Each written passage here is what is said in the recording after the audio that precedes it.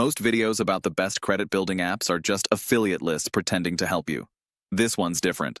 I've tested these tools personally, worked in credit repair, and I'm not getting a dime to mention any of them, so I'll tell you exactly what works and what doesn't.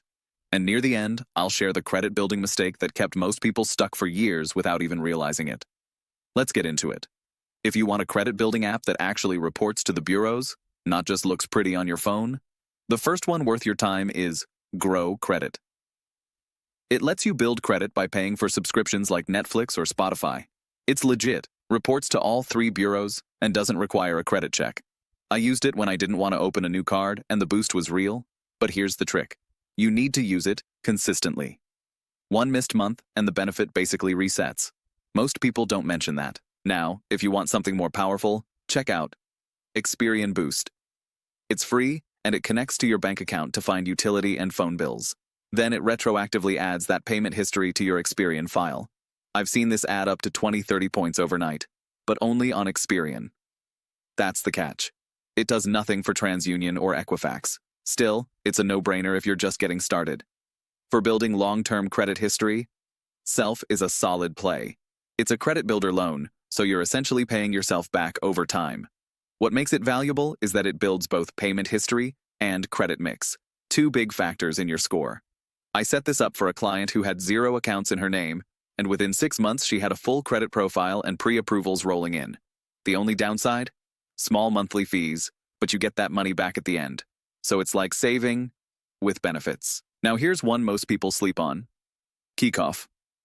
It gives you a $750 line of credit instantly and reports to Equifax and Experian. You just buy ebooks or financeable goods from their store to use the credit line. I've used it to help clients thicken their credit files without risking real spending. It costs just a few bucks a month and the utilization ratio is always in your favor. Just make sure you don't close the account early. Doing that could drop your score more than it helped. For people already using credit cards but wanting more data, Tomo Credit Orton is interesting. No credit score required to apply. It uses your bank data to underwrite you and reports to all 3 bureaus. It's designed for people with income but thin files, especially international students or freelancers. I like it because it's charge card style, no interest, but you've got to pay it off weekly. That keeps people in check while building strong history. Now here's that important thing I promised earlier. The biggest credit building mistake people make is adding multiple accounts at once.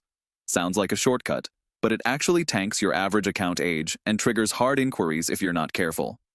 The better strategy? Start with one of these apps, wait 3 months, then add another. Let the account season. That's how lenders see stability, not desperation. Everything I just mentioned actually reports to credit bureaus. None of it is fluff, and none of it earns me a commission. That's why this list is different from most of the best credit building apps videos out there. If this helped you, subscribe to support content that doesn't have hidden incentives.